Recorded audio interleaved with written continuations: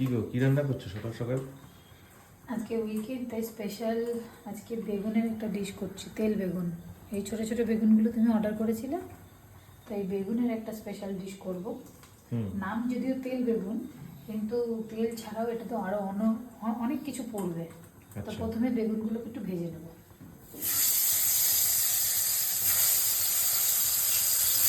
এই ডিশটা খুব তাড়াতাড়ি হয়ে যায়। একটুখানি বেগুনগুলোকে হালকা করে ভেজে নেবো, বেশি না ভাজলেও চলবে। এরপরে যে স্পেশাল জিনিসগুলো আমি দেবো সেটা হচ্ছে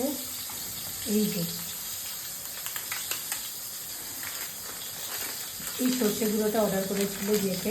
এই সর্ষে গুঁড়োটা কিন্তু খুব ভালো, জানো তো। মানে কেউ তাড়াহুড়োতে মিক্সিতে পেস্ট করতে ইচ্ছা করছে না, তখন এই সর্ষে গুঁড়োটা কিন্তু ইজিলি ইউজ করাই যায়।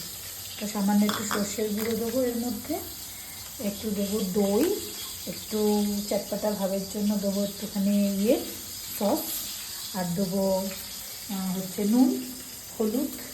এই সমস্ত কিছু দিয়ে একটা ব্যাটার বানাবো। ব্যাটার বানিয়ে তেলের মধ্যে বেগুনগুলোর মধ্যে ছেড়ে দেবো। তারপরে এটাকে হালকা সিমে হতে দিতে হবে। রেডি আমাদের বেগুন বাসন্তী।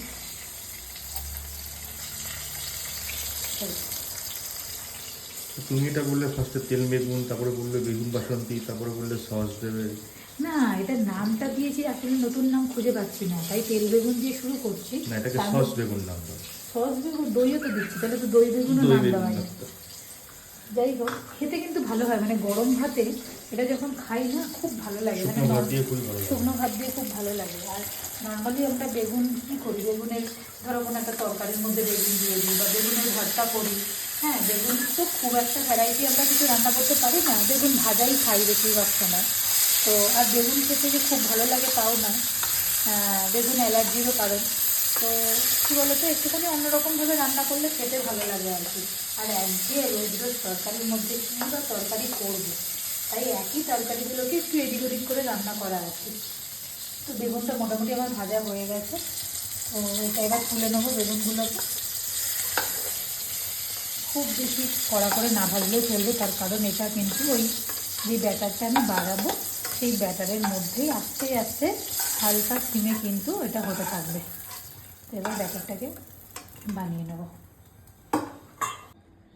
তো এখানে আমি নিয়ে নিয়েছি এই সর্ষের গুঁড়োটা, তার মধ্যে জল দিয়ে দিলাম, দই দিলাম, আর সস দিলাম, একটু হলুদ দিলাম,